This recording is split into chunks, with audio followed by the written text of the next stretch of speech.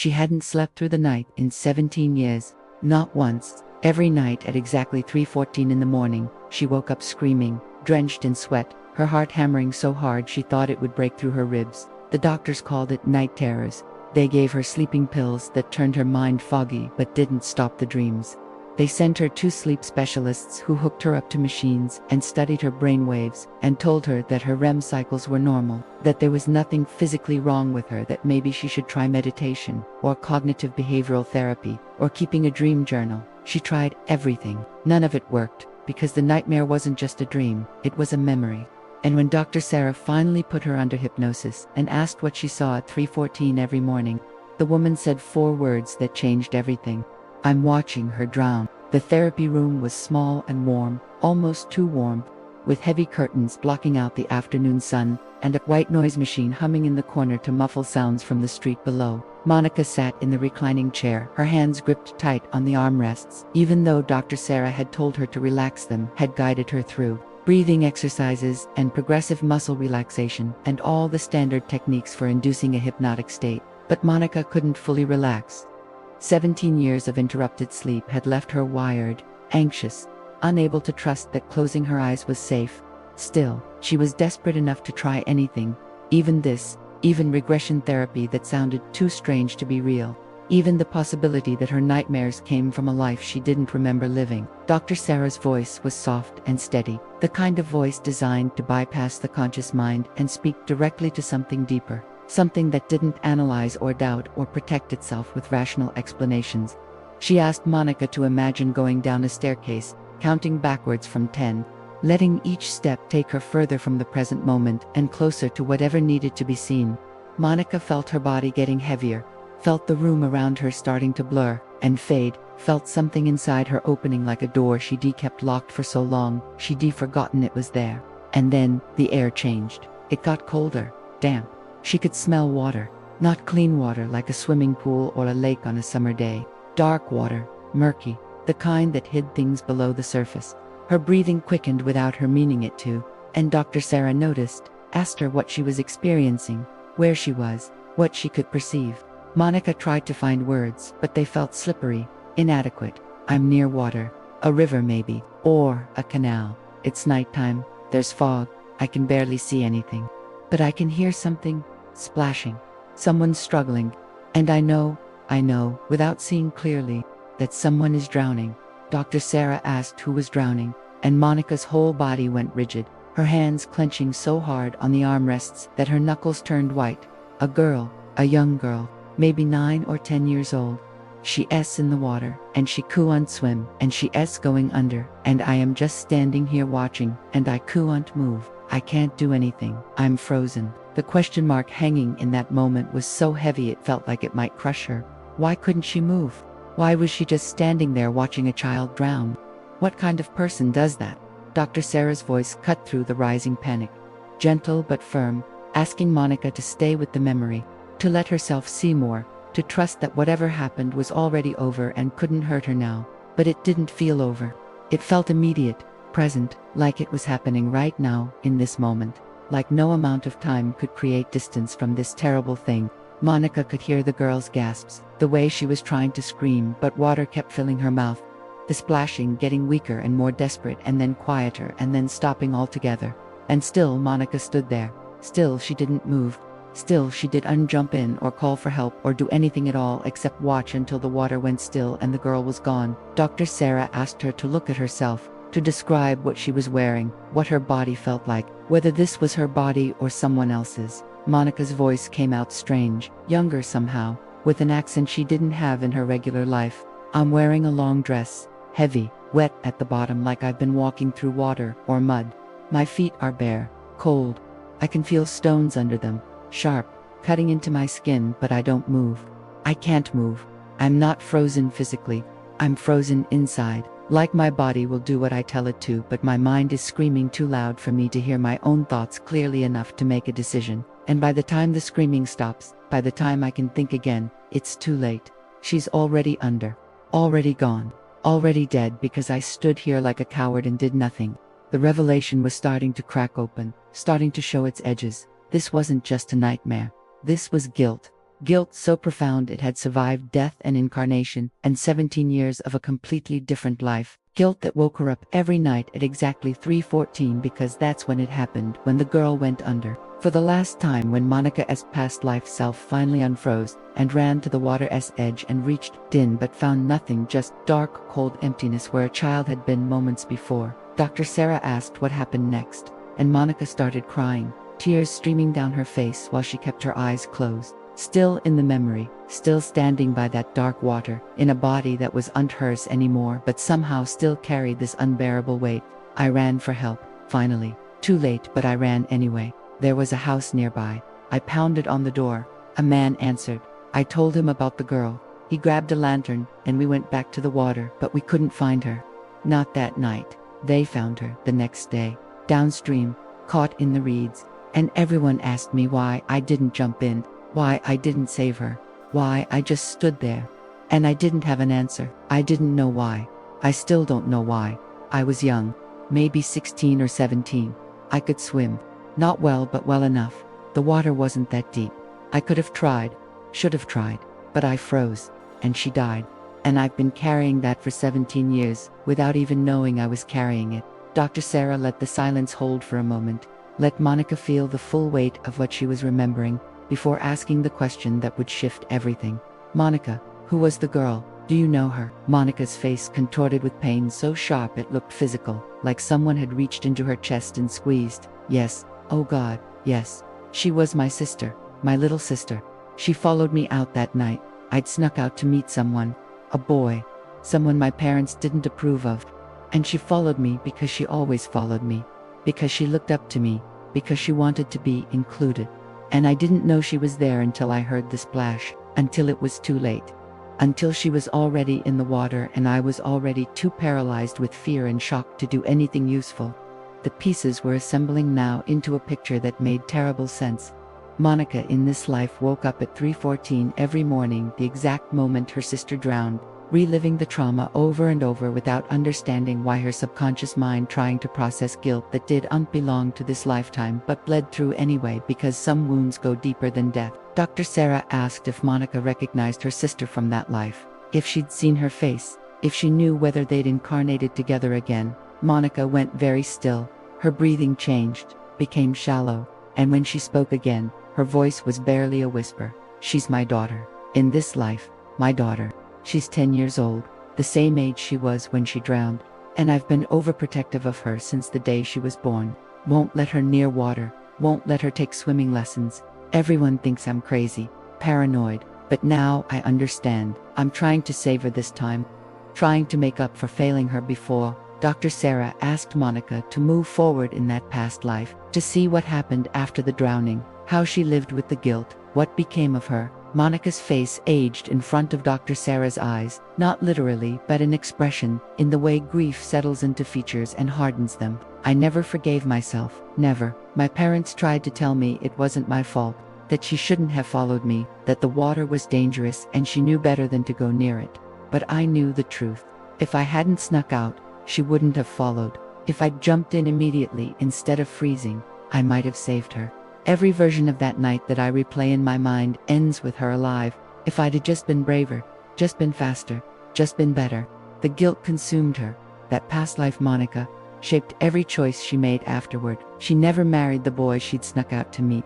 Never married anyone. Spent her whole life in service to others, trying to save people, trying to make up for the one person she couldn't save. She became a midwife, helped bring dozens of children safely into the world, as if enough saved lives could balance out the one lost life. But it didn't work. The guilt never lessened, never softened. Followed her all the way to her deathbed when she was 73 years old, still replaying that night, still wondering what would have happened if she'd been braver, still carrying the weight of a choice she made when she was 16 that cost her sister everything. And then she died. And then she was in that space between lives. That place where souls go to rest and reflect and prepare for the next incarnation. And according to what Monica was seeing under hypnosis, according to what she described to Dr. Sarah with tears still streaming down her face, her sister was there waiting, not angry, not vengeful, just there, whole, complete, free of the water and the drowning and the terror.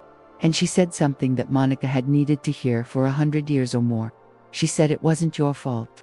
I chose to follow you. I chose to go near the water even though I'd been told not to. I made my own choices. And what happened was an accident, a tragedy, but not your sin to carry.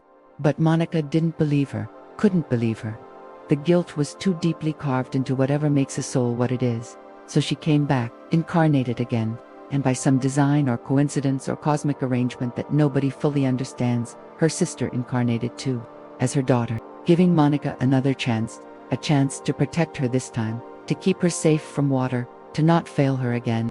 Except that's not how karma works. That's not what the universe was trying to teach her. The lesson wasn't about saving her sister. It was about forgiving herself, about understanding that some things are beyond our control. That freezing in fear doesn't make you a monster, it makes you human. That carrying guilt across lifetimes doesn't honor the dead, it just poisons the living. Dr. Sarah asked Monica to speak to her sister, that past life version who drowned, the one who was now her daughter in this life. Asked her what she needed to say, and Monica, still under hypnosis, still in that liminal space between past and present, spoke directly to the sister she'd lost. I'm sorry, I'm so sorry, I froze. I'm sorry I couldn't save you. I'm sorry I've been treating you like you're fragile in this life, like you need protecting from everything, like the world is too dangerous for you to explore. I thought I was keeping you safe, but I was just trying to fix something that can't be fixed. Trying to rewrite a story that already ended. And I've been so focused on not losing you again that I haven't let you live. The emotional climax was building, that moment where something shifts fundamentally, where years of carried pain suddenly has somewhere to go. Dr. Sarah noticed Monica's breathing changing, becoming deeper, slower, like her body was finally releasing something it had held too long. The room felt different, charged somehow, the way air feels right before a storm breaks. Monica's face softened. The lines of grief and guilt that had been etched there started smoothing out, and she said something that Dr. Sarah would remember for the rest of her career. She said, I forgive myself. I forgive that scared 16-year-old girl who froze when her sister fell in the water. I forgive her for being human, for not being perfect, for not being able to save everyone. I forgive her. I forgive me. The silence that followed was profound, not empty, full, pregnant with something that felt like healing happening in real time. Dr. Sarah waited, letting the moment settle, letting whatever needed to shift have space to shift completely. And then Monica opened her eyes. Not slowly, like people usually do after hypnosis. Quickly, clearly, like someone waking up after a long illness and realizing they can breathe properly again for the first time in years. The first thing she said was, I understand now, all of it. Why I wake up at 3:14. Why I'm terrified of water. Why I won't let my daughter learn to swim. Why I've been exhausted for 17 years. I've been fighting a war that was already over, carrying guilt that was never mine to carry, trying to save someone who doesn't need saving because she's already here, already alive, already whole. Dr. Sarah asked how she felt, and Monica laughed, a sound of pure surprise and relief. Light. I feel light, like I've been carrying a boulder on my back for so long I forgot what it felt like to stand up straight. It's gone. The weight is gone. I know the nightmare will probably come back tonight. Old patterns don't just disappear immediately, but it won't have the same power, because now I know what it is. It's not a prediction. It's not a warning. It's not even really about my daughter. It's about me. About a part of me that needed to be seen and understood and forgiven. And now she has been. That night, Monica went home and told her daughter she could take swimming lessons. Her daughter stared at her like she'd grown a second head because for 10 years Monica had been adamant that water was dangerous, that swimming pools were death traps, that the ocean was to be respected from a distance and never entered. But now Monica understood that protecting her daughter from water wasn't protecting her from anything real. It was Monica trying to rewrite the past, trying to control something that had already happened, trying to save a girl who drowned 100 years ago in a river that doesn't exist anymore, in a body that has long since turned to dust. And her daughter, 10 years old and brave in the way children are, before the world teaches them fear, said yes. Yes, she wanted to learn to swim. Yes, she'd been wanting to ask for years but knew it would upset her mother. Yes, she was ready. The nightmares didn't stop immediately. That first night Monica still woke at 3:14, still felt the cold sweat, still heard the echo of splashing water. But something was different. She didn't panic, didn't scream, just lay there breathing. acknowledging the memory for what it was, sending love to that scared 16-year-old girl who did the best she could with what she knew, who carried guilt that wasn't hers to carry, who needed forgiveness and finally received it. The second night, she woke at 3:14 but fell back asleep within minutes. The third night, she slept until 3:30. The fourth night, until 4. By the second week, she was sleeping through until morning. And by the end of the first month, the nightmares had stopped completely, not suppressed, not medicated away, healed. Monica started noticing other changes too. She was less anxious in general, less controlling, less convinced that disaster was waiting around every corner. She let her daughter ride her bike to school without texting every 5 minutes to make sure she arrived safely. She stopped checking the locks 3 times before bed. She started sleeping with the windows open instead of sealed shut. Small things, but they added up to a life that felt fundamentally different. A life where she could breathe, where she could trust, where she could let go of the illusion that hypervigilance could keep the people she loved safe from every possible harm. Because she'd learned the hard way that some things are beyond control. That freezing in fear is a human response, not a moral failure. That guilt carried across lifetimes doesn't protect anyone, it just prevents us from fully living. 6 months after the regression session, Monica brought her daughter back to Dr. Sarah's office. Not for therapy, just to say thank you. The daughter had finished her first level of swimming lessons, had a certificate to prove it, was excited about moving to the next level, and Monica stood there watching her daughter beam with pride, and instead of feeling fear, she felt joy. Pure, uncomplicated joy that her child was learning something new, developing a skill, becoming more capable and confident and independent. The past didn't own her anymore.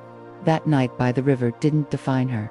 She had learned the lesson she came back to learn. Forgiveness, not of her sister, who had never blamed her to begin with, but of herself, of the scared girl who froze, of the human being who wasn't perfect, of the soul who needed multiple lifetimes to understand that some guilt is too heavy to carry, and the only way to put it down is to forgive ourselves for picking it up in the first place. Dr. Sarah has worked with hundreds of clients who suffer from nightmares, from phobias, from unexplained anxieties that seem to have no root in their current lifetime. And she's seen the pattern over and over. The panic attacks that make no sense until someone regresses and remembers drowning. The fear of heights that traces back to a fatal fall. The inability to trust that connects to a betrayal so profound it carved itself into the soul's memory. These aren't just psychological quirks. They're not random misfirings of an anxious brain. They're memories. Trauma carried across the bridge of death into new bodies, new lives, new chances to heal what couldn't be healed before. And the healing doesn't come from reliving the trauma. It comes from understanding it, from seeing it clearly, from recognizing that we're not the same person we were then, that we're not bound by choices made in other lifetimes, that forgiveness is always available if we're willing to extend it to ourselves. Monica's story isn't unique, though the details are hers alone.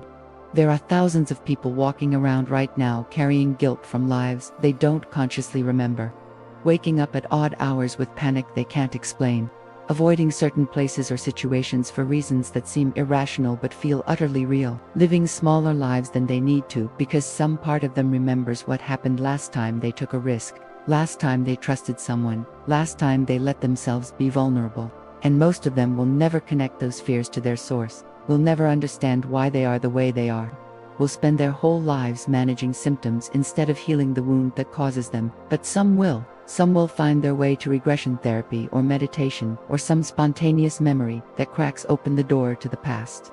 And when they do, when they finally see what they've been carrying all this time, the relief is indescribable. Sometimes the things we can't explain aren't broken parts of us. They're echoes of who we used to be, memories that survived death because they were too powerful, too painful, too important to be forgotten completely.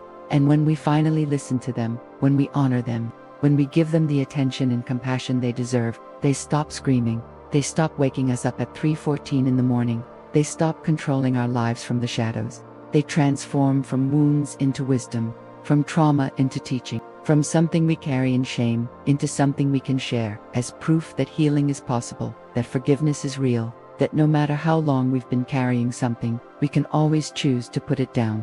Monica sleeps through the night now, every night, has for over a year.